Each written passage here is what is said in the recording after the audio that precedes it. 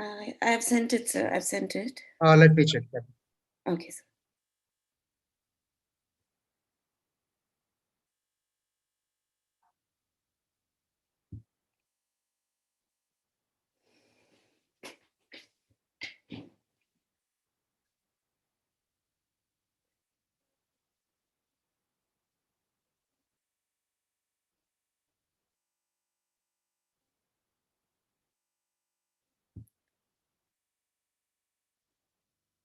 And you can log in Clubhouse also, ma'am. Sir? Okay, yes, sir. I'll do that.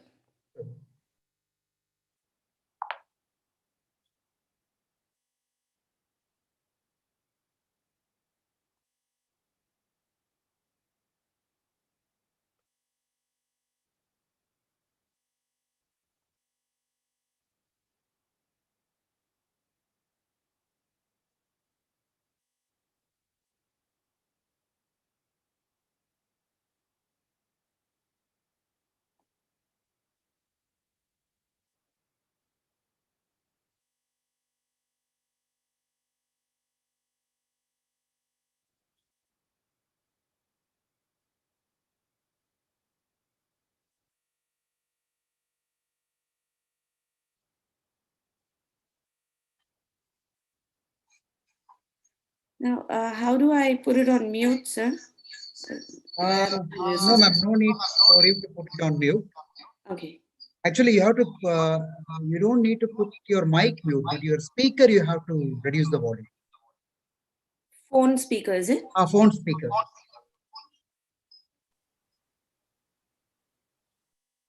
Can you hear, sir? Yes, ma'am. Yes. Through Clubhouse, is it audible?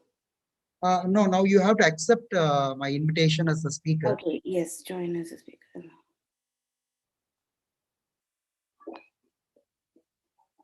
Can you speak, ma'am?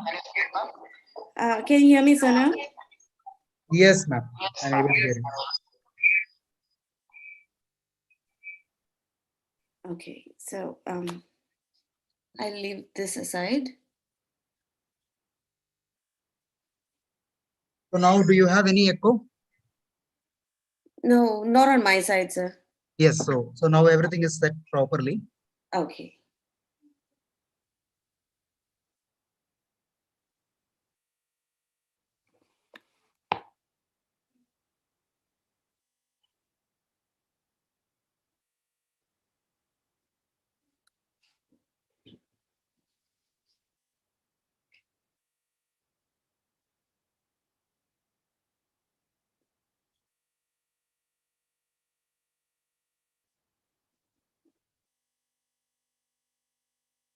I think that's Advocate Srinivasa Raghavan's daughter, Shweta.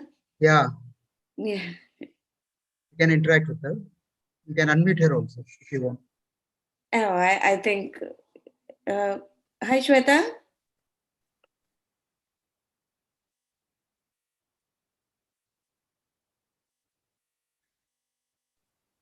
ma'am. Good morning. Yeah, Shweta can talk now. Yeah, hi, Shweta. I'm good, Shweta. How are you? Yeah, ma'am. I'm fine. Hey, thanks for logging in. It's my pleasure, ma'am. All right, then I'll be looking forward to receive your valuable feedback probably at the end of the session. Yes, ma'am. Sure, ma'am. Right. Okay, Shweta. Yeah.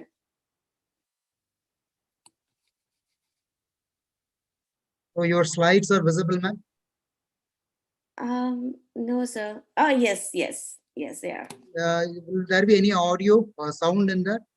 No, sir, no. Okay. But I just want to quickly see if it's there, if the format has changed in some way or the other. Can you run through the slides, sir, for me? Yes, yes. Because sometimes when I send it from my MacBook, the entire format changes. Okay. I think it's all right. Yeah. Yes, sir. It's okay, ma'am? Okay, sir. Fine, sir.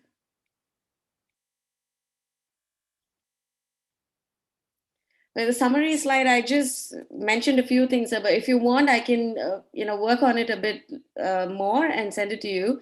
because I was That, doing it in a hurry. I was hard pressed for time. So, no issues, ma'am. Absolutely no issues. right. Okay, sir.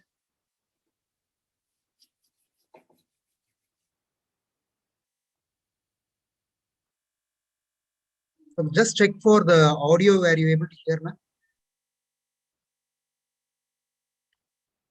I can't hear the audio, sir. You're unable to hear the audio. No, I can see the video, but I can't hear the audio.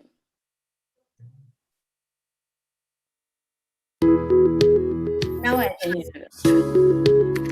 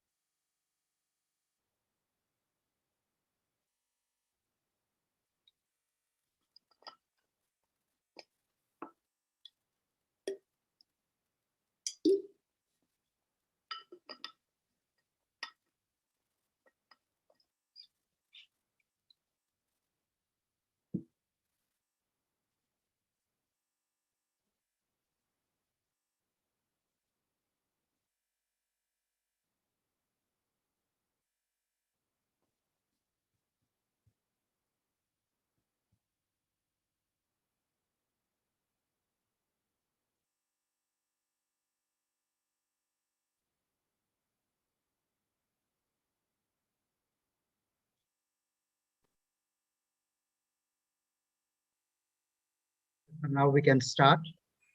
Okay. Right. Good Yes, morning to all of. Can we start, sir?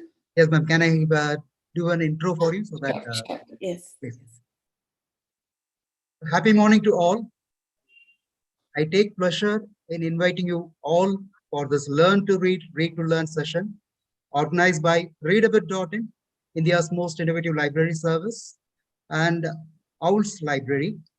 And in fact, the purpose of this session is to create an awareness among parents, children, and every people who want to develop their reading habit and to know the benefits of it.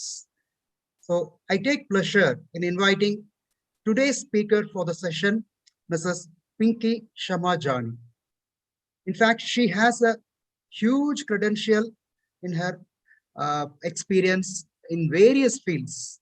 She is currently working at Work Australia as an employment advisor, and she has a long list of credentials in various fields such as language, writing, sales, and even management. And she has been speaking examiner for Cambridge Business English Certificate, and she's currently pursuing her research on catechalism and demoralization in Svetlana Alexeyevich Select Works. And she also holds a postgraduate diploma in English language teaching. And she is having a business English certificate, higher level C in Cambridge British Council. And she's also a qualified state level eligibility for lectureship and a student of American College and Fatima College. And she was a resource person and presenter in 24 international, national, and regional level workshops and seminars. And for her credit, she has more than 15 publications as articles in magazines like The Hindu. And she also has the wide range of experiences from freelance writer, technical writer, sales advisor, corporate sales executive, and event management. So we take pleasure in inviting Mrs. Pinky Shama Johnny. Ma'am, you can go ahead. Thank you for taking your time and allocating your time for this wonderful session. Welcome, ma'am. Welcome to the session. Thank you, sir. Thank you for the lovely introduction. I feel happy to listen to all my, phrases, and I'm kind of wondering, okay, was that me for a minute? So yes, thank you for having me here, sir, Mr. Govardhan. Welcome, ma'am. And I also thank Advocate Srinivasa Raghavan for giving me this wonderful opportunity. And I understand that this beautiful forum has witnessed some eminent speakers, and I don't know if I'm all that good, but I'm going to give it a shot and see what I have to say about reading. And I understand that I also understand that people have already told you a lot about reading, and I was wondering what more I can add. And that's why I came up with this topic, reading and what's in it for me, because many people think that reading is something that they cannot do, and it's something that they cannot indulge in. So it is for these people who think that reading is just a waste of time, and it's not going to help me in any way. I think by the end of this session, for those of you who think that way, or for those of you who want to know how to improve your reading skills, this is going to be a very informative session, I would say. And pardon me, children, because I haven't focused much on children in this session. But maybe I can work on it some other day. It's going to be a bit more of adult reading, and maybe tips for parenting to help children to read. So that is how it's designed, this entire thing. And I'd like to share a PPT with you for better understanding of things. So can you share the PPT, please? Yes, ma'am. So before we begin, I'd like to talk about the history of reading, or how it began. Because like Martin Luther King says, we are not makers of history, but we are made by history. So it's good to know a bit the history of everything. And being the daughter of a historian, I think my mom, who's listening to it, will be very happy to hear this, because yeah, history is everything. So we are made by history, and it is good to know about the history of everything around us. So with that, I'd like to start the first slide, which is about the origin of writing. So can we go to the first slide? Yes, ma'am. So how did reading begin? How did it come into existence at all? So this is what we'll be looking in this slide. So talking about the history of reading, it was invented nearly 6,000 years ago. And we are talking, okay, wow, it was 6,000 years ago. But then, you know that oral communication and all the other forms, or let's say listening and oral communication, started 6 million years before reading was initiated. Okay, so reading came a long time after, when people thought, okay, this form of communication, oral communication, is not enough. It's not helping in any way. So we need something better. So that's when they began with pictorial representations.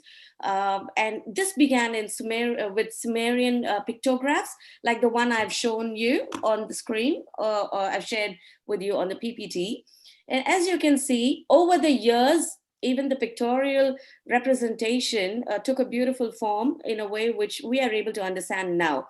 See, for example, the head, the leg, water, birds, and all those things. And to make it more interesting, the Phoenicians added alphabet a little later on. And the alphabet, I hope you all know that alphabet is, even in the plural form, is alphabet. All right. So don't think there's a spelling mistake or something there. So Phoenicians introduced the alphabet, and then the vowels were introduced by the golden age of Greece. And but then there was something more important that the Aristophanes introduced, and those were the punctuation marks, without which our scripts would have read like something like the one I'm showing you on screen. This is what people would have. You can try reading it. Of course, you can read it, but it's very difficult on the eye. And this is how the scripts would have read during 200 BCE. So that is what I wanted to tell you. So it just didn't happen earlier. So when it comes to communication, we talk about LSRW skills. And the third form of skill is reading. All right. So the first two are listening and speaking. And why is this hype about reading? Why do I have to read? Why? I can do without reading. I can speak a language. I can listen. I can write. I don't find a reason to read. But friends, I have something different to tell you, because reading is a skill, all right, and it has to be developed, and it doesn't come to you automatically. You have to put in some effort to acquire those skills, right? And reading is an input. So when we talk about communication skills, we split it into LSRW, that is listening, speaking, reading, and writing. While listening and reading are inputs, speaking and writing are outputs. So only if you have relevant inputs, you'll be able to produce appropriate output. All right. So that is why I want to emphasize a bit on reading and the reading initiative itself. So can I have the next slide, sir? Yeah. So I came across this beautiful quotation by Stephen Roger Fisher in his work History of Reading, and I thought I'll kind of share it with you, because this puts everything about reading in a nutshell. Everything that people want to know about reading. And since I have these things, I'm unable to read the entire thing. Sir, can you read this for me, please? Yes, ma'am. So, history of reading, Stephen Roger Fisher. What music is to the spirit, reading is to the mind. Reading challenges, empowers, bewitches, and enriches. We perceive little black marks on white paper or a PC screen, and they move us to tears, open our lives to new insights and understanding, inspire us, organize our existences, and connect us with all creation. Surely there can be no greater wonder. I'm sure you will all agree to this, and no one will refute this thing, because it's a beautiful thing. Yes, indeed. When you read a very sensitive novel, or a novel with a sad ending, of course you're moved to tears, right? So it affects you in some way or the other. So it is one of the greatest wonders of the world, I would say. And so the purpose of reading, see, different people read for different purposes. Your purpose could be to gain knowledge or new something, or learn something new. And sometimes it could be to get some information to substantiate your ideas. You don't know about it, you don't have enough knowledge about it, then you turn to books or you turn to online resources. But either way, you're reading, right? And sometimes we also turn to books for entertainment purpose, because it is a universal truth that uh, books are the best companions anyone can have to fight loneliness. So I think it is a good thing, a good source of entertainment. And sometimes we use it for better comprehension of concepts. So when I say better comprehension of concepts, I'm talking about complex issues or complex theories that we don't understand. Or sometimes when we want to add more value to our writing, then we read more about other people's writing or what they have to say. So in some way or the other, we start reading. So the purpose could be different.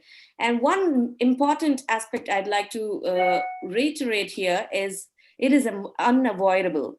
Okay, by unavoidable, I'm saying you cannot just escape from it. You cannot say, no, I'm someone who doesn't read at all.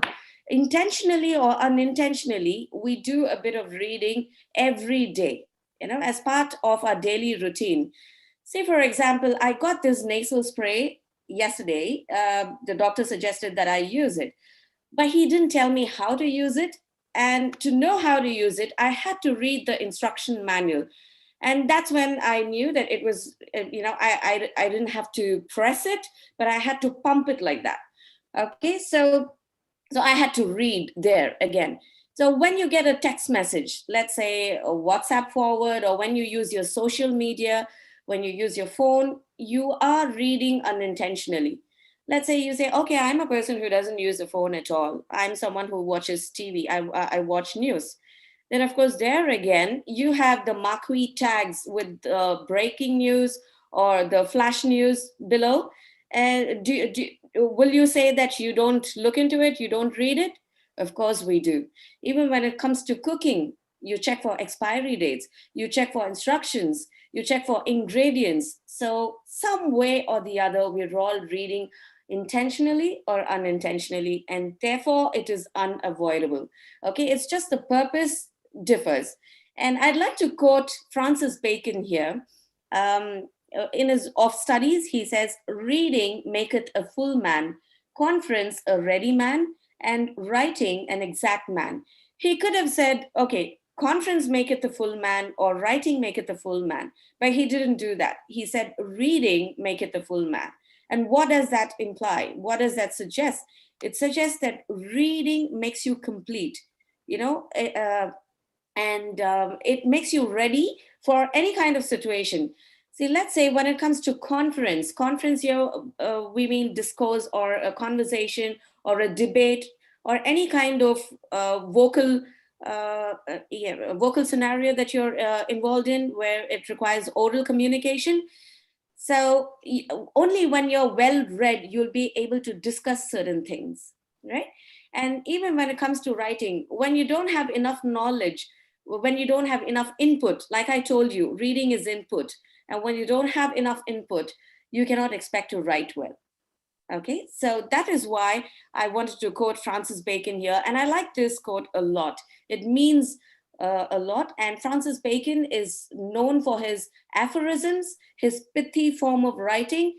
He doesn't write long prose pieces or long pieces of work. His pieces are very short, but then it's very pithy. That's why we call it aphoristic, full of information. You know, there are a plethora of ideas in it. Right. So moving on to the next slide. So we all adapt different reading styles based on the purpose of reading. You know, if we are preparing for an examination, we do intensive reading. We read word for word, and we try to understand everything that's there before us, the entire content in its entirety. But when we read for pleasure, we don't use this reading style of intensive reading. We use extensive reading. Well, because we're reading for pleasure. There's nothing, you don't have to go word for word or try to figure out the meaning of every word that you're reading. You can just try and figure out the meanings based on the context of the plot or the story, right? So extensive reading is all about reading for pleasure. So in extensive reading and intensive reading, we spend a lot of time. But on the contrary, when it comes to skimming or scanning, we don't spend much of time. You know, it's less time consuming because in skimming, what we do is we look for specific information or details. For example, when you go through the newspaper, when you don't have enough time, we just look for the headlines or the important news. When we go through a book, we look into the table of contents to see if that would really be a useful book for us, or we just check the index. So things like that. When you're looking for specific information, it's skimming. And when we just glance through things, that's called scanning. For example, the rapid eye movement.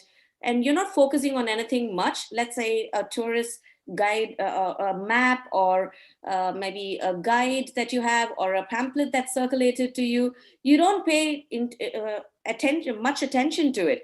You don't indulge in intensive reading with that. You just go through it. Okay, this is an advertisement, this is a promotion or something like that, and we keep it aside. Okay, so that's scanning. And so these are the types of reading styles which we use. And we have been using these, but it's just that we don't know the exact terms for it. So I thought I'll share this with you today. So the next slide, please. So having spoken about the purpose and the styles, so when it comes to initiative, it is up to us to take the initiative to start reading. You can lead the horse to water, but you cannot make it drink. Okay, so that's how it is. I can tell you, okay, reading is a beautiful experience, you must read. It's going to help you in one way or the other, but then I cannot sit for you and read. It's up to you to read.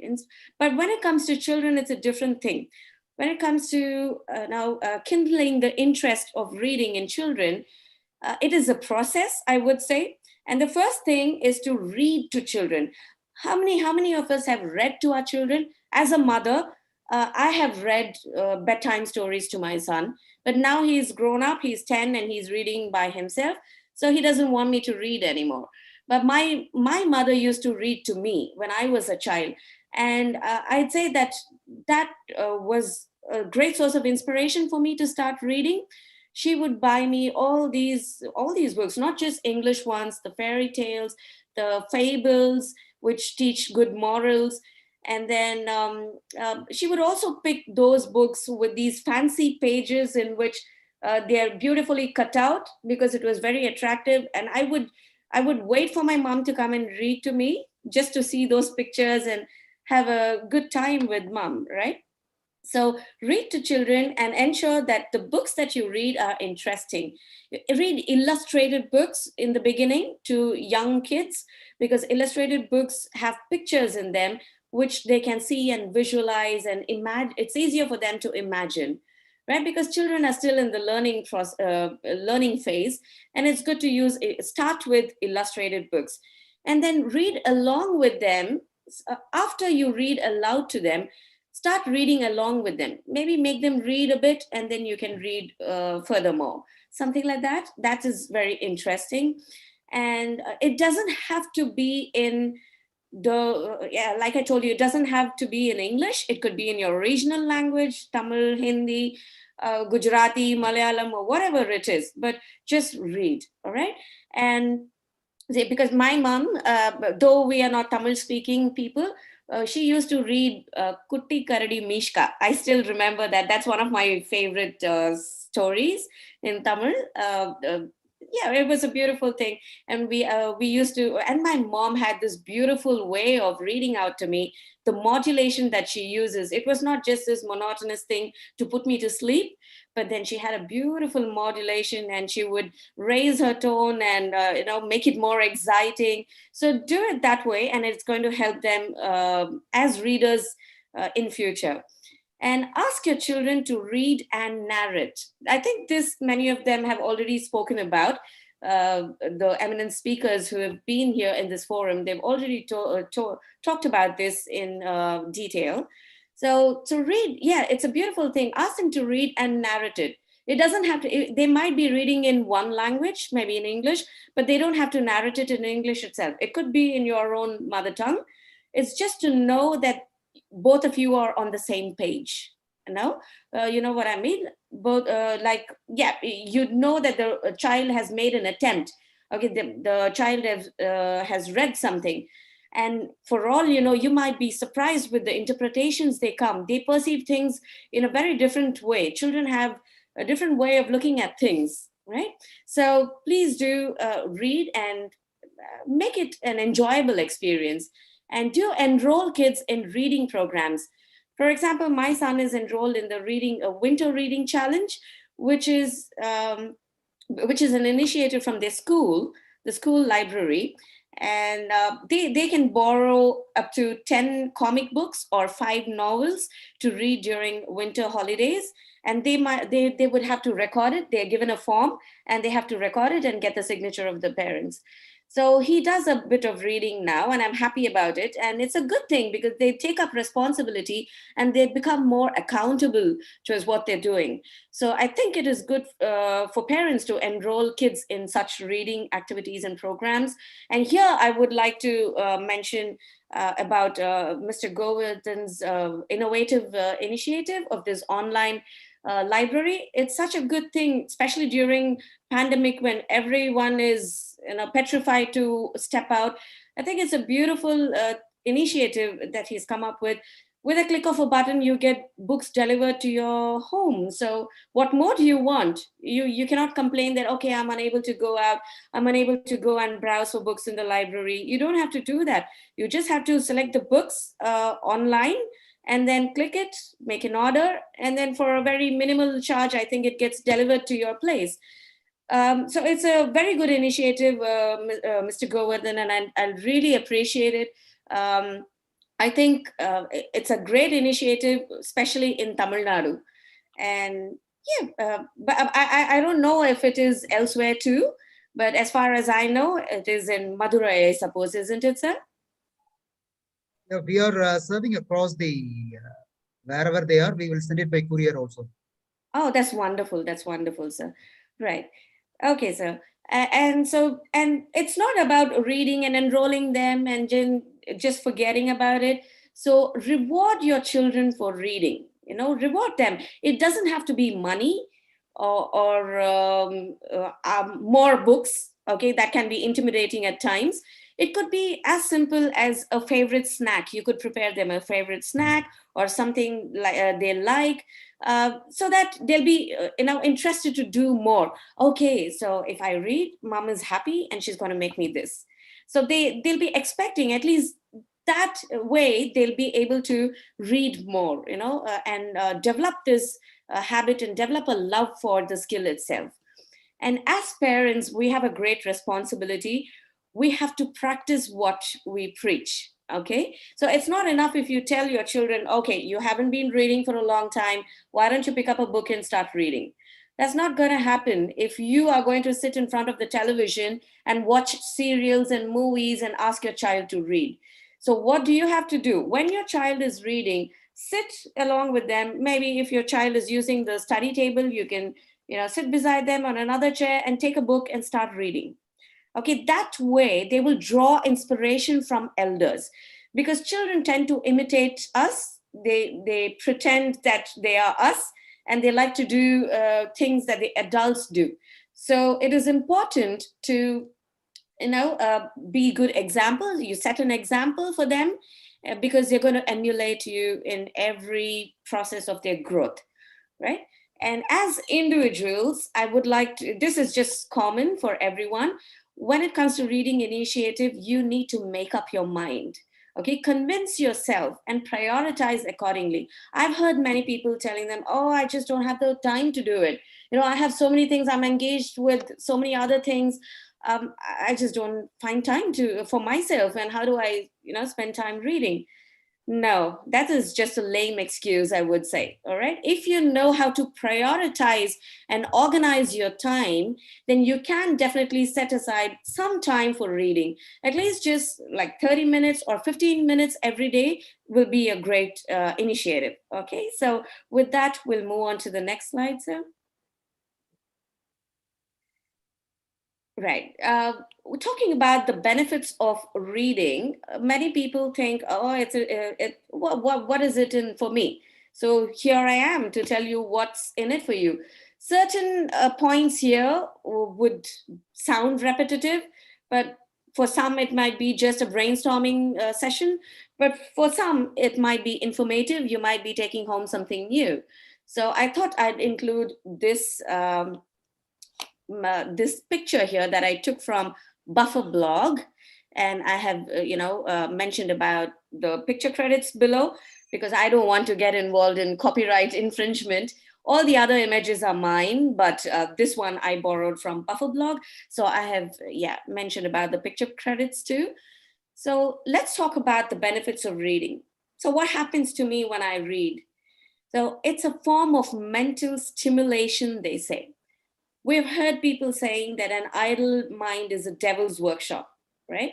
So when you're idle, when your mind is idle and when you're not doing anything, you have unnecessary thoughts. You keep thinking about the past and brooding over nothing at all. Yeah, that happens. So when you start reading, your brain is stimulated, you're actively engaged in something, your cognitive ability is enhanced through reading. All right. So this is a kind of brain stimulation, and it also alleviates stress. Alleviates is like it reduces stress to a great level. And that's why I wanted to include this picture here that I have for you.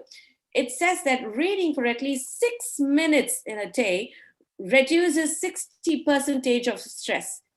Okay, when you start reading, when you're angry, when you're frustrated, when you're overwhelmed or anxious, start reading. It will reduce your heart rate, and it'll relax your muscles, and you can see the immediate effect on you. Okay, so and they say that reading reduces stress 60 percentage more than listening to music, 100 percentage more than drinking a cup of coffee or tea. Because I've heard many people saying, "Oh, I'm stressed. I have a headache. Let me have a cup of coffee." But try this instead. Try reading something instead, and maybe you can see the difference for yourself. And they also say that going for a walk reduces stress a bit, but reading is 300% more effective and 600% more effective than playing games. People, kids especially, when they say, "Mama, I want to relax, and I'm going to play a game for some time." So I'd say, if you want to relax, pick a book and read, because that's more relaxing than playing games or going outside for a walk. All right. And well, it improves analytical thinking. Some of us are left brained and some of us are right brained. So it's nothing to worry about. If you are analytical, and some of us may be analytical and logical, and on the other hand, some of us are creative and intuitive. That's the only difference. All right.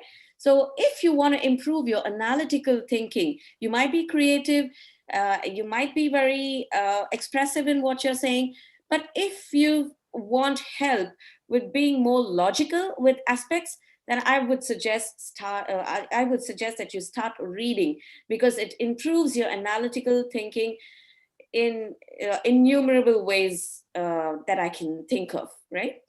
So it enhances focus and concentration. When you start reading, you fixate on an idea. You want to learn something from it, or you want to get an output from it. So that is why you read. And here I'm saying it enhances your focus and concentration, because unless you focus, you cannot understand or comprehend what is there before you. uh, Sometimes there might be situations in where you would have read the page over and over again, and still nothing registers inside your head. So that is because you're not focusing. You're preoccupied with something, you're reading, but you're not focusing. Okay, so reading can happen without focus too. But then when you want to understand and comprehend the content in front of you, it's important that you focus, and reading helps. And when you're not focused, you know that, because when you think about what you have read, and you don't understand or don't remember anything at all, then you know that you have not focused. Okay, so it enhances your focus, and it's like a kind of machine that tells you, hey, you've not been focusing. Try and relate to what you have read, and try and interpret things. Then you'll know that you have not been focusing.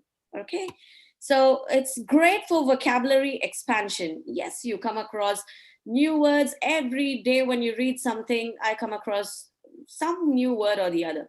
There are almost 50,000 words in the lexicon, the dictionary. So it's almost impossible to learn all these words, but at least whenever we come across a new term, we can try to understand the meaning with the context in which it is there, or just make an extra effort and look up the thesaurus.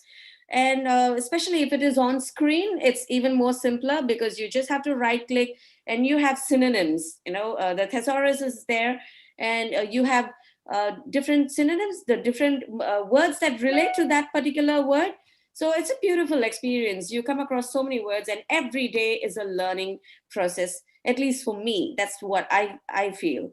And when it comes to refining knowledge, we have yes, we do know about certain things, but we don't know how it all came into existence. For example, my son came up with a very interesting question which I was unable to answer. So he asked me, if Adam and Eve were the first two human beings in the world, then they would have had children. And how did they have grandchildren? It's a matter of incest. Well, I could understand that. I could relate to it. But how am I supposed to tell this to my child who's just 10 years old? He was asking me, could it have been possible that brothers and sisters got married earlier? Maybe, right? So you have to read to know more about it. And I did a bit of research trying to figure out if everything was there. But then because it is about a religion and certain things, there are certain restrictions about what information is shared on the internet. So we do have to understand that and respect that as well.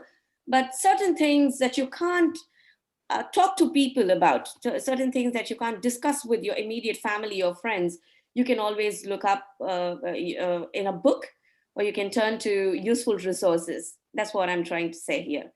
And it also refines your knowledge by telling you about various psychological theories and behavioral anomalies. When I'm using such terms, I'm not using these terms to frighten you. I'm just trying to tell you that there are certain behavioral anomalies, like procrastination, for example. Yeah, procrastination is some when you keep postponing things. This is a famous thing, a concept in Hamlet. So he kept procrastinating, and the famous dialogue, to be or not to be, and those things. So procrastination has procrastination and let's say the revenge motive. Okay, the revenge. Why is Iago so angry? Why does he want to take revenge in Othello? Or let's talk about miserliness. Shylock. Okay, when we talk about miserliness, we immediately relate to literary characters like Shylock. Okay, and let's say Oedipus complex or Electra complex for that matter. Okay, these complex theories and everything were drawn from history, from extensive reading by psychologists and others who are really interested in it, right? So it is all an outcome of reading. That's what I'm trying to suggest here. So it refines knowledge in umpteen ways, and it boosts memory. When you're watching a movie, of course you can, you do have the pause option. But if you're watching a movie on a channel, you don't have the pause option. It just goes on and on. In any kind of oral communication for that matter, you cannot pause. But then in a book, you can pause. You can always go back, read, and come back. Okay, it's like a valued possession. It's an asset. They say knowledge is wealth. Yes, I would say that books that you have at home are more valuable than the currency bills or the dollar bills and the jewelry that you have in your locker. Okay, and it's sometimes distressing to see people throwing away books. When I find that, when I find here people have the tendency to throw away books, and it's kind of disheartening. But I don't feel bad about picking up books like that. There were beautiful books that were thrown out, Leo Tolstoy and John Grisham, so many books. And I thought, okay, someone's trash can be someone's precious thing. And I value books a lot, so I didn't mind picking them up. And I'm kind of, picking up books, and I'm trying to form a mini library for myself, because I had one back in India and I missed that. And I'm in the process of making one. And so Yeah, so when you read, it boosts your memory. When you read, you're actually focusing, you're fixating your eyes on symbols, alphabet, and it actually registers in your head automatically. You don't have to make a conscious effort to memorize or do something. People go on memorizing, mugging up stuff, but you don't have to do that. When you focus and read, that's more than enough, and it helps you boost your memory. Okay. And of course, audiobooks. I would like to talk a bit about audiobooks here, because many people say, oh, audiobooks, it's a very passive habit, you don't actively read in it. But one advantage is that when you listen to audiobooks, especially from native speakers, it helps with enhancing your pronunciation, I would say. You get to know how a particular word is pronounced. And of course, English is a foreign language, and we do have our own accent. There's nothing wrong about it, but it's always good to hone our skills, I would say, and go one step ahead. If we have the opportunity, why not use it? That's what I'm trying to say. So the next slide, sir. Well, choosing the right resources. Yes, you have so many books around you, so many internet resources. You just Google up, and then you have a list of blogs and articles that are available. But it is important to choose authentic or credible work. Look for credibility in work and read such work, because it speaks volumes. When you use an unauthentic source, let's say Tom, Dick, and Harry are coming up with blog posts, but how do you know it is authentic? Do a bit of research, read parallel, articles. I mean, articles that relate to this particular article. See if they have the same thing to say, or something different to say. That's how you find out if a source is authentic or not. And of course, look for the publishers who has published it.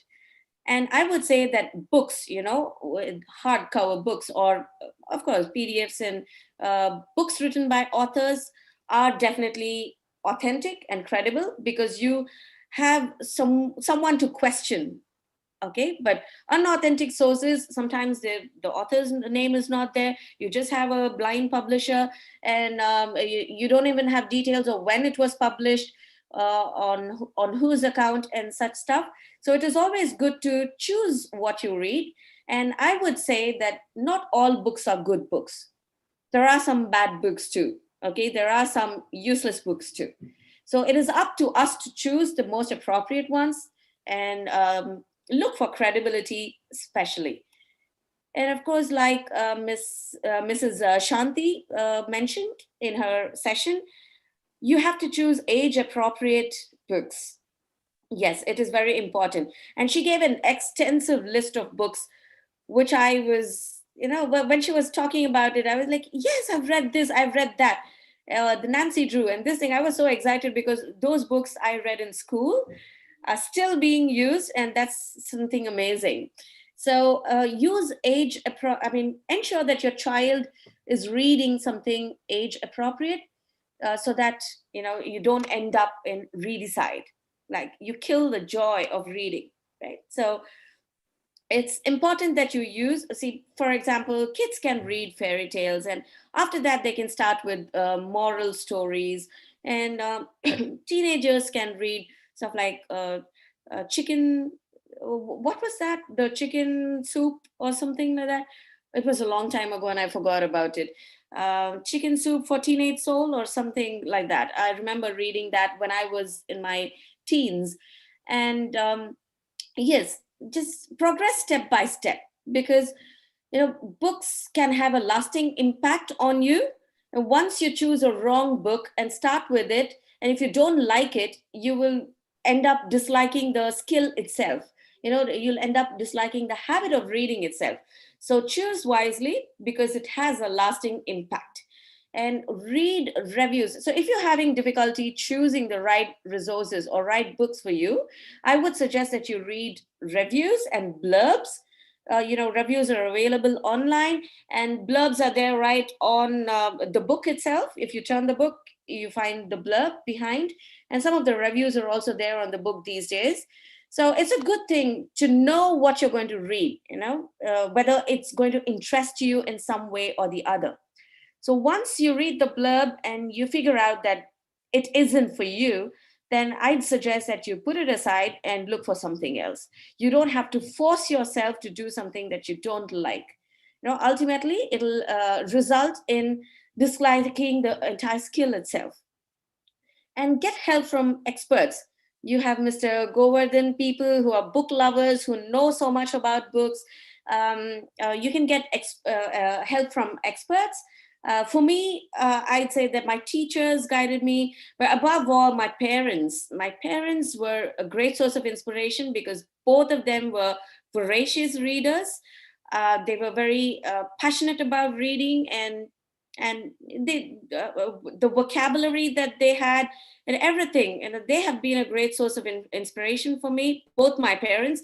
I think I'm lucky to have parents like them. And another thing is my colleagues, be it Lady Doak or Kalasalingam University. In Lady Doak, Dr. Evangeline, and in Kalasalingam University, Dr. Shuganti. These people were always with books. Even during lunchtime, I remember they kept reading something. Whenever I find them after classes, they'd be with a book. So sometimes it made me feel guilty. Oh my God, okay, what am I doing? I should, start reading. I should also get help. And it's always good to get help from experts because they know a lot more than what beginners do, right? And there is a quote that I have here by Francis Bacon again, my favorite writer. So he says, some books are to be, what is that? Can Tasted. Yes, tasted. So some books can be are to be tasted, and others to be swallowed, and some are to be chewed and digested. All right. So what does he mean by this? So it's important to choose some are just to taste, like scanning or skimming that you do. You don't read through the entire thing. It's not going to last for a lifetime. And some books do interest you. There are some valuable information, some morals or values that they teach you, which you have to swallow, right? And some books have to be chewed and digested in the sense it's going to be there for a lifetime. It's a lifetime learning. When you like a book, you cannot forget the characters in it. You cannot forget the plot, or you cannot forget the themes or the morals that it has taught us, right? So that's about Francis Bacon's quote there, because it's a beautiful quote, and many people don't understand this quote properly. I'll give you another example to think about. Sometimes we read something and we forget about it too soon, and we don't remember even the characters. Oh my God, I read this book, but then I don't remember the plot, the story, the characters, nothing, because you've just tasted it. It didn't, register much for you. And some books, they're like, oh yes, I read it in this book. This author talks, okay, Jacques Derrida talks about deconstruction theory. Then okay, it has something to do with something that interests you, something that you've looked up for, so you've swallowed it. And certain books you would remember with the page number, the exact lines or dialogue spoken by characters, and those books you have chewed and digested, right? So this is what I have to tell you about choosing the right resources, because it does impact your reading and your reading pattern. So can we have the next slide, sir? Yeah. Talking about tips to improve reading skills. So many people tell me, okay, you have told me about the the benefits of reading, and how to improve, why one should read, and what you get out of reading. But how do I do it? How to improve reading skills as such? So, like the others have already mentioned, set aside a goal, a time, and place. Okay, make it a goal to read at least for 10 minutes. Okay, and set aside a place. sorry, I have a fit of cough now and then. I think I'm coming down with something, but I hope it's nothing severe. Though, yeah. So, yes, it's the goal. We're talking about the goal, the time, and place here. When talking about the goal, I'm saying, make a goal to read and at least read for some time, be it 5 minutes, 10 minutes, it's up to you, or 30 minutes, an hour, it's up to you. But choose an appropriate place too. Place matters, because if you're in a very chaotic ambience, or in a very loud atmosphere, sometimes it's difficult for people to read. But on the other hand, some people feel comfortable reading with a bit of mild music around them. So each one's reading habit is different. So you can see what works well for you and adopt one. And when it comes to place, like I was telling you, the ambience matters. You can choose to go to the library. If you think that reading at home has become very monotonous, you can go to the library, or you can go to the coffee shop nearby if you have one, and read a book. Take a book along with you and have a cup of coffee and enjoy your book there. And you might be, spreading the inspiration among others too to read. And or to make it more interesting, you can go to the park with your family, with your children if you have, and take a picnic blanket or something, take some snacks along with you, and lie down there on the blanket and start reading. It's such a pleasurable experience, trust me, we've done it. And I'd like you to do it also, because I've not seen these scenes in India much, but it's a very common sight here. But I'd like to see more of it in India too in the coming years. So, and engage in activities like word games. So, if it is Saturday movie time, then make sure that Sunday is a family time to play word games like Scrabble. Scrabble is a good thing. We do that every week, every Sunday, we play Scrabble. And whenever we have a kind of doubt whether this word is acceptable, if there is a word like this at all, then we look up the dictionary, the Scrabble dictionary, and stuff like that. It's a very engaging game. You can also play name place things, animals. When you're traveling, just think of an alphabet, and everybody has to give a name, a place name, and animal or thing that begins with that alphabet. It's a very interesting thing. I'm sure we've all played that in school. So we could do that even while traveling. Okay, so make it more interesting rather than a tedious task. It shouldn't be a task, it should be an enjoyable experience. And do not judge a book by its cover. Literally, we use it to mention that you shouldn't be judgmental about people, but literally too, people sometimes judge a book by its cover. They look for flashy covers, and they look for pretty images and pictures. Please don't go by those things. Okay, sometimes it is misleading. For example, I had this experience. I picked up a book called Sita's Curse at Pekundu.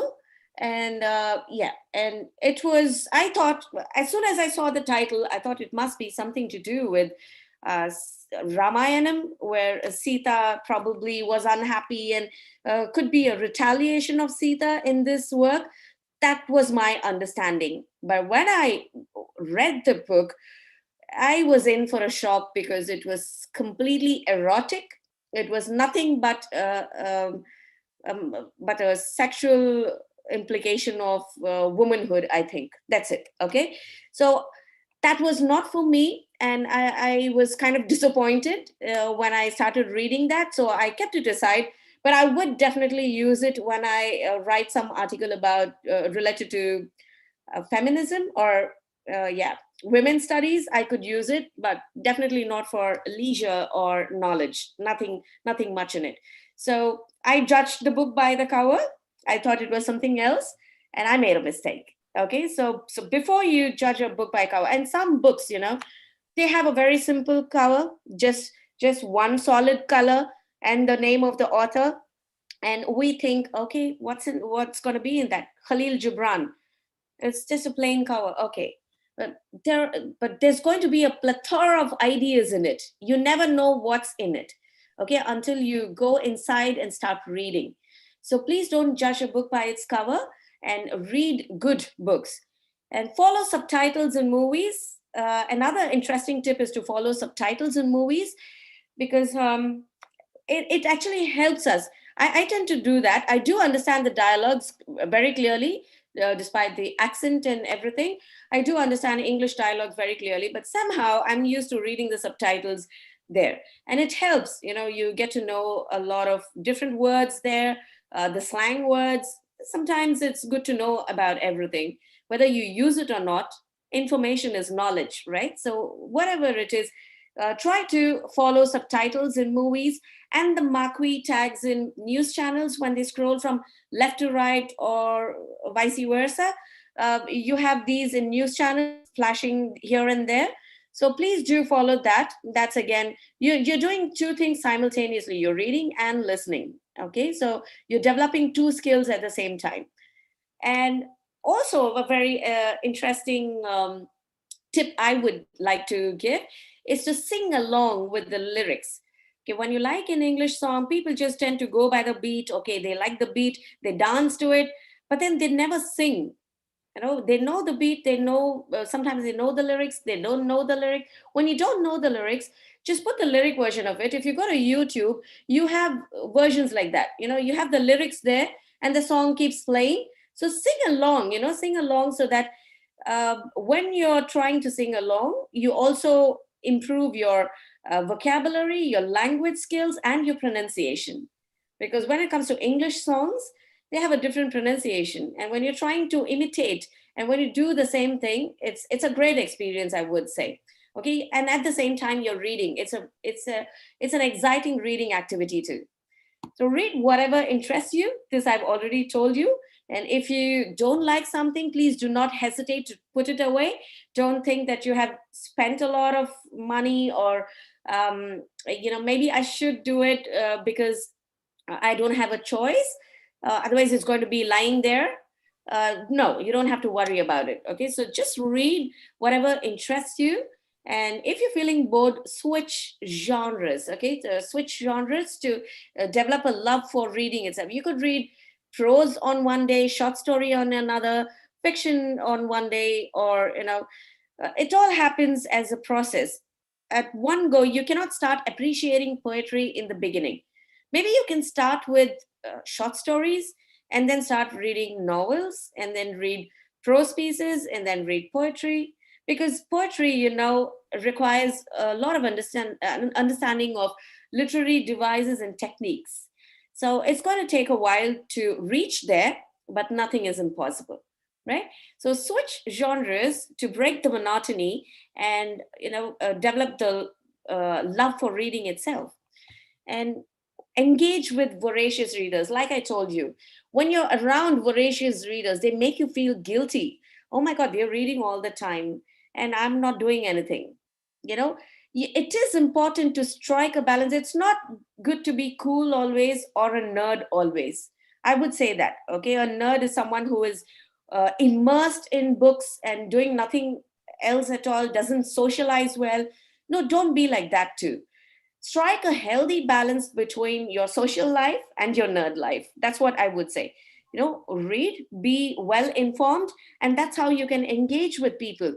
When everybody else is talking about something interesting, or when everybody is talking about current affairs, if you're not well read, you won't be able to contribute there. And you're going to cut a sorry figure. And trust me, you don't want that to happen. Yeah. And also visit book fairs and libraries frequently, because when you're in a world of books around you, then you kind of are elevated to a different level. Okay, so you have a kind of a different kind of inspiration there. When you go to a library, you cannot walk out without borrowing a book. When you go to a book fair, you cannot walk out without buying a book.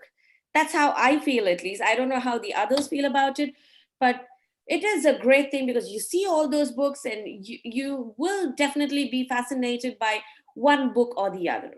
All right, so that's what I have to talk about in this slide when it comes to tips to improve reading skills. And next slide, sir. Yes. So what am I taking away from this session? I think I'm going over time now. So I'm going to quickly wind up, just a few more minutes and I'll be done. So, right. So what's the moral? What will I be taking home from with me today from this session? See, reading is to mind as exercise is to body. If you want to stay healthy and fit, you have to exercise, right? Similarly, if you want to have a healthy mind and if you want to stay fit, if you want to have good cognitive abilities, then you have to read. Okay, it's more like an exercise to the mind that you're giving. It not just sharpens your brain, but people who say that, oh, it's just a passive thing, it makes me so inactive, you're sitting in one place and doing nothing. So it's a very passive form of activity to engage in. So for those people, I have news for you, because it helps burn calories.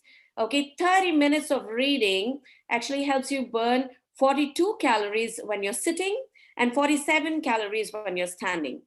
Okay, isn't that amazing? It reduces your stress. It helps in burning calories. So yeah, I have felt that too. Sometimes I feel bloated and stuff, and sometimes when I turn to reading and when I'm engaged with my research, which I'm doing, then I feel much lighter. All right, I feel much lighter. So yes, it does work. And when it comes to it also aids in handling complex moral situations, like managing anger, frustration, anxiety. Okay, so all these things, when you're in a when you have to make an important decision in life, when you have when you have to take an important decision, or when you have to be judgmental about something, then reading is going to help you in a lot of ways, because it helps you handle complex moral situations, because you get into the shoes of the characters when you're reading, and that's how you understand empathy, isn't it? That's what Mrs. Shanti was telling in the previous session.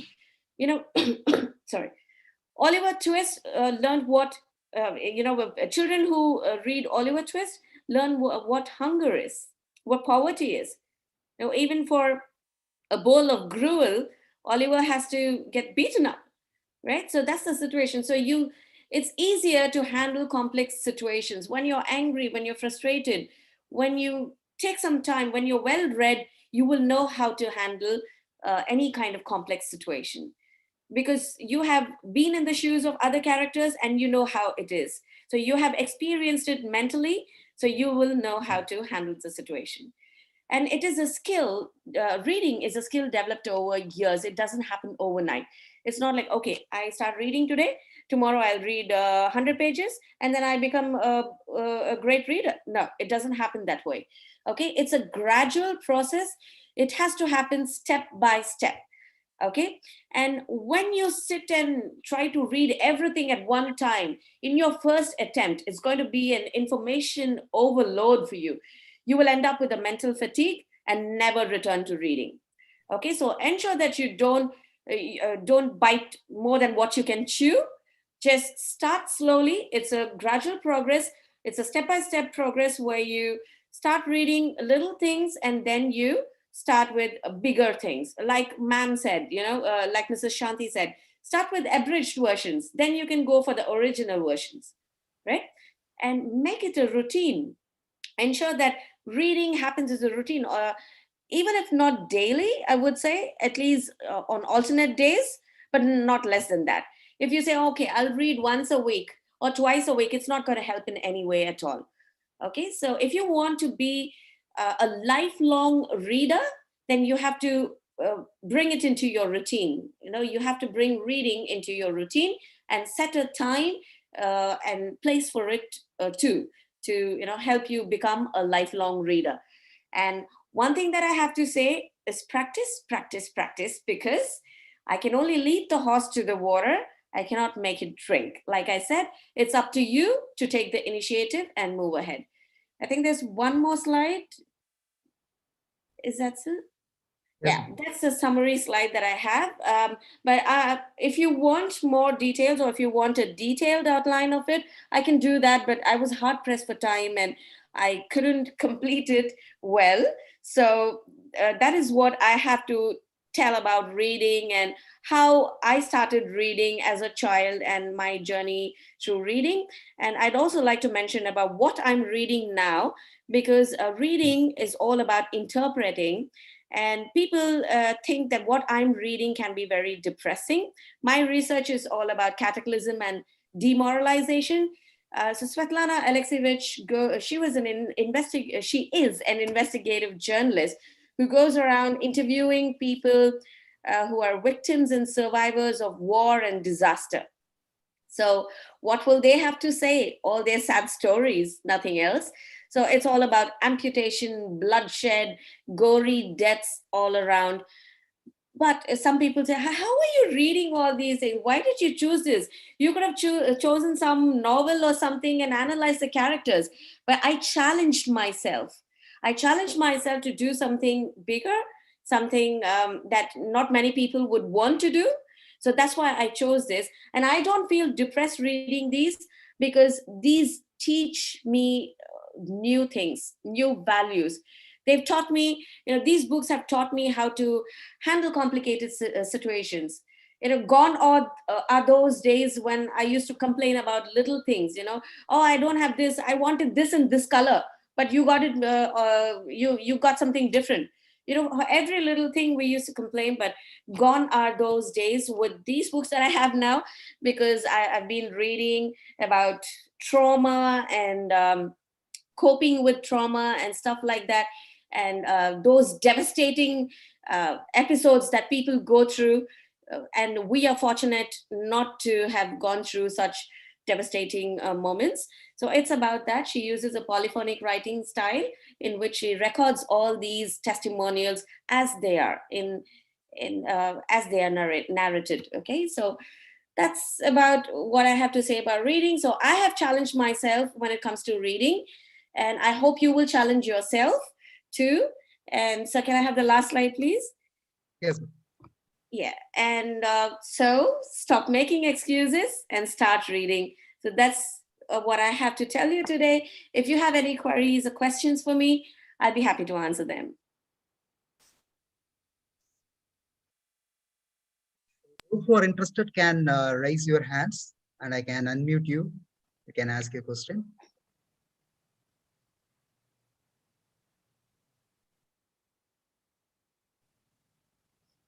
I hope I didn't put everyone to sleep. No, no, no, no. It was quite interesting, ma'am. In fact, you started with the history and the journey was really good. The flow was extremely very interesting. And you Thank touched upon the important points, what we heard from earlier speakers also, like redesign. Uh, Actually, we have to recapitulate on these things because it's something very important, Yes, especially I for have those, to. Yes, especially. sorry to cut you off. Yes, ma'am. Please, I please. have to mention about Mrs. Farida Banu, who came up with some creative, innovative games to Yes. introduce reading. That I really liked that. I went through that too, and I also saw the session with Miss Rini Matthew. Yes. Yeah, she's really good too. So when I saw them, I was kind of apprehensive as to how I was going to perform, if I would do justice to this platform or this forum that you have. And I hope I've done justice.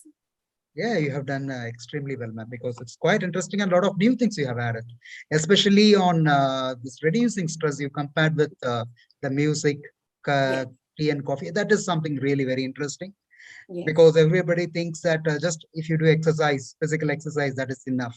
exactly. But Yeah, you have added one new thing like, no, it's not only that. When you read, you can even more burn reduce the calories. stress. Yes, Something.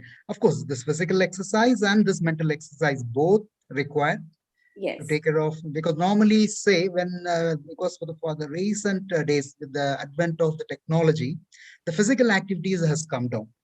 yes, So with that, the blood pressure that is chronic diseases, what we call blood pressure, diabetes, all these things are getting added up. Similarly, Now, with this advent of the social media, videos, and technology, and all these things, our reading is also coming down, and that also may result in something what happened with the reduction in physical activity. Yes. In fact, you have touched upon extremely very interesting things.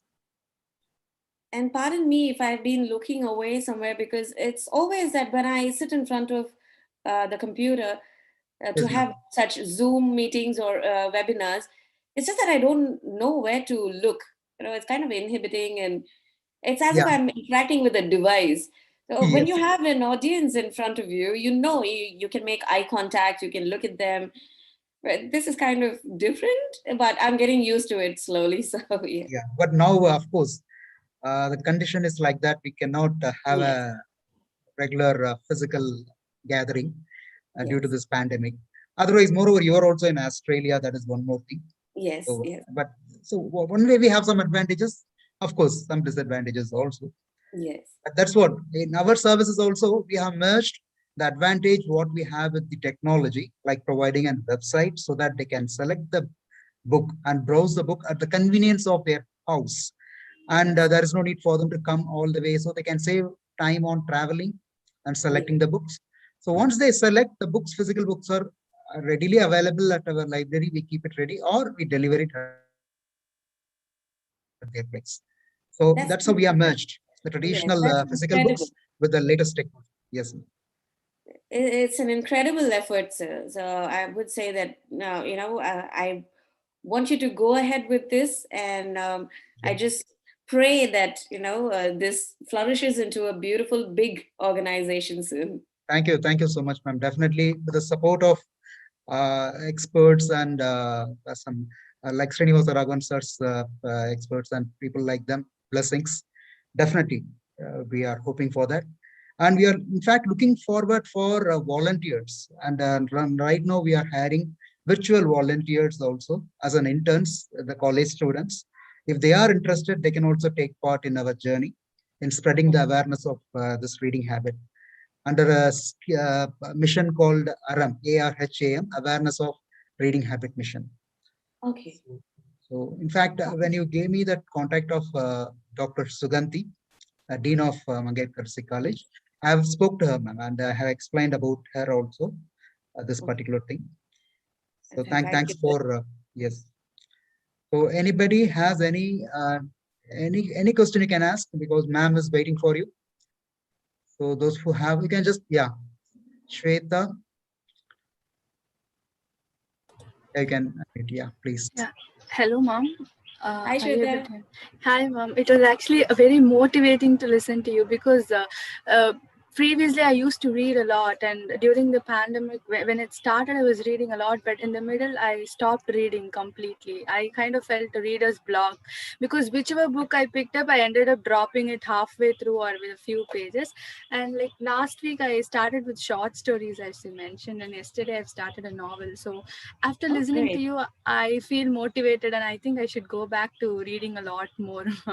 So Oh, could you please suggest how to overcome a reader's block? Because I feel a lot of my friends have also shared this with me. They say sure. that they used to read a lot, but suddenly something stops them and they don't feel like continuing at all. So is Yes. there any suggestion, ma'am? Yes, it happens to me too, Shweta. So, and you can share this with your friends too. It happens to me. Sometimes it's like a brain fog that develops, and I'm unable to focus on reading or writing. So it happens to all of us at some point of time. And that is a result of information overload. When you're trying to force yourself to read something that you don't like, or when you're reading voluminous amounts of content, then it forms this brain fog. So, or this kind of a mental block that we've developed, like an iron curtain. Oh, I can't read, that's it. Okay, but to lift this curtain or this mental block, I would say that when you think that it's getting a bit boring or monotonous, take a pause, stop there, take a walk, look at something green. They say it's easy on the eyes. So sometimes when you read a lot, your eyes become tired, and it can all contribute to the brain fog or the mental block that we have. So take a break, do something else, maybe listen to some music or do something that you like, and then get back again to reading. When you come back with a fresh pair of eyes, you will realize that, okay, now I understand. I don't know why I stopped reading this. Okay, and you will definitely start reading again. So whenever you read next time, don't try to go beyond what you can. If you think that, okay, that's it, maybe I'll read one more page. If you think it's that's it, okay, right? You don't have to go by pages. I'll read 5 more pages, 10 more pages. It's going to be a meaningless effort because nothing's going to register, right? So when you know you're tired, or when you know that something is getting a bit boring, or it's going over your head, then it's better to stop, take a break, and then get back. And I'm sure this will help in lifting the mental block eventually too. Yeah, thank you, ma'am. Thank you so much. Yeah, yeah. You're welcome. So anybody else have any questions? Just raise your hand so that I can unmute you. You can even share your views, what do you feel about after hearing these points. Or if you have questions, you can also type it in the chat section. Is it okay, sir? Yeah, that is also okay, ma'am. Okay.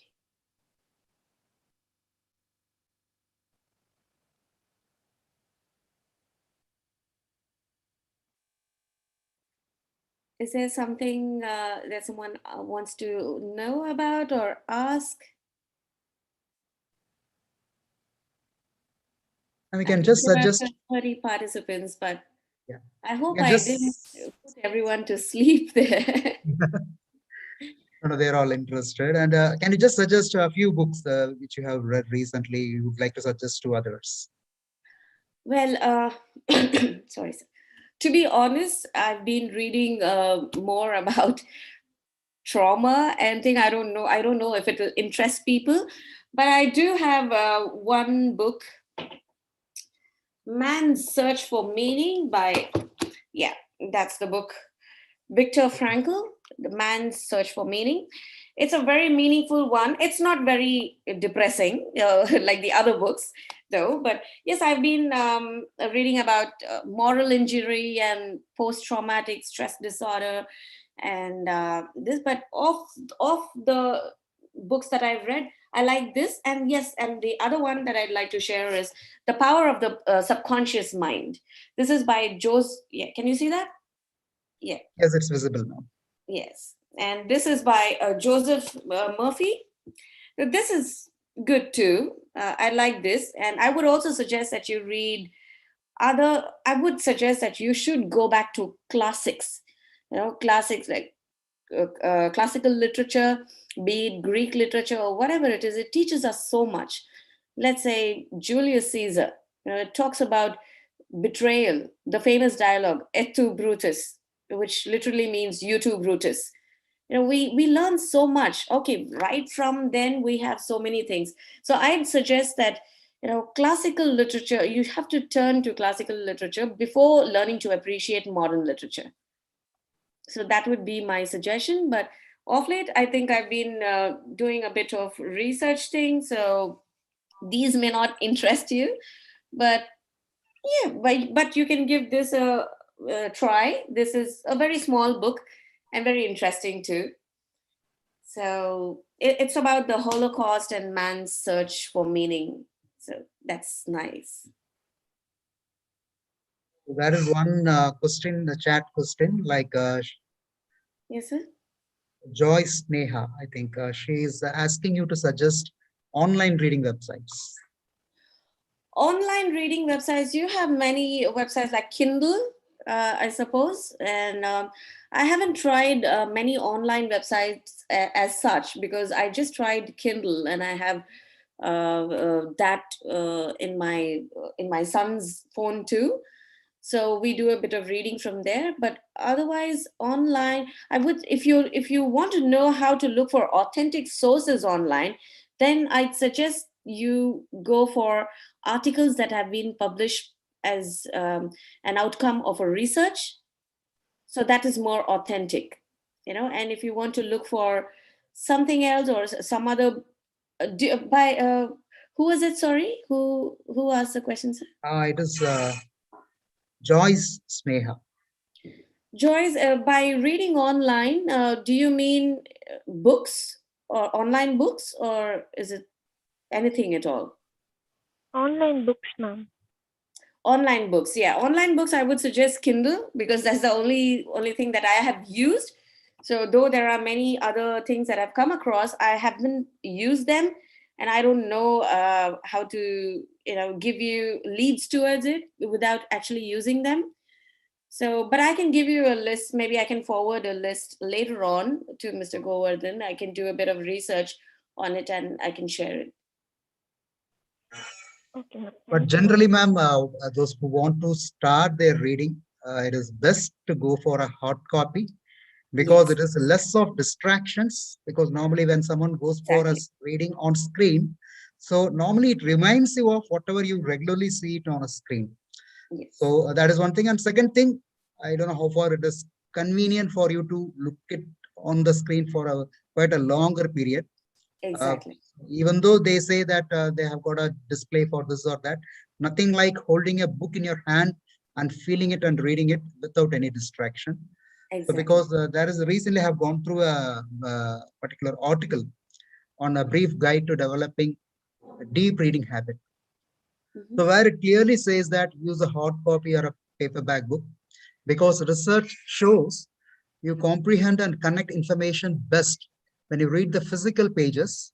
There Yes, are two predominant theories for why this is the case. First, when you read physical pages, there are no distractions, which e-reading and audiobooks inherently invite. There is nothing wrong with those modalities, but they are not the same as deep reading. So second, the brain retains information better when it is associated with tactile experience. exactly. So that is one advice I'd like to give to Ms. Joyce Sneha. Nothing wrong, but if you want to have a deep reading, please prefer a paperback, a printed book. Yeah, Sure, sir. Thank you, that's sir. perfect. And I'd like to add on something here too, sir. When we watch movies, people say like, I don't want to read the novel version of it or the book version of it. I'll rather watch a movie because it's more interesting. But one disadvantage in that is you are viewing the movie through the eyes of the director. It's not your interpretation or your perception. But when you read a book, you can interpret it in different ways. Okay, you don't have to perceive things or understand things in the same way that the director has done. All right, so that is why I encourage people to read book versions than watch movies. But I also encourage people to watch movies with subtitles. That can bring about a change because you watch and read at the same time. Okay, you're multitasking and you're improving two skills at a time. So, is there anything else that someone might want to know? Fine, ma'am. I think they might have got overloaded with a lot of informations. So we will allow them time to come back to us. Definitely, we are Sure. going to have a program every week. They can be Okay. part of it. So those who want to regularly listen to our programs on this particular sessions, learn to read, read to learn. You can subscribe to our YouTube channel, readabit.in, and you can even watch the earlier programs which we have conducted so far. So more than 11 sessions we have conducted. So I take this opportunity, ma'am, to thank you for taking such a wonderful time and sharing your very valuable ex experiences and informations on developing and the importance of reading. Thank you so much, ma'am, on behalf of all the participants. And I also thank all the participants for listening to this throughout the program. Thank you so much, ma'am. Thank you for giving me this opportunity, sir, because not everybody gets a chance to use such a beautiful platform and be a part of a forum that is so informative. So I have to thank you for giving me this opportunity. And I have to thank Advocate Srinivasa Raghavan, sir, for referring my name. And I hope this will follow, and I'll be looking out for many more experts talking on this too. Thank you so much, ma'am. Thank you, sir. Thank you, sir. And thank you, Danny. Thank you. I got a chat message, sir. Oh, right, ma'am. Thank you, sir. Thank you. Yes. Shall I cut it, sir? Yes, ma'am. Thank you, sir.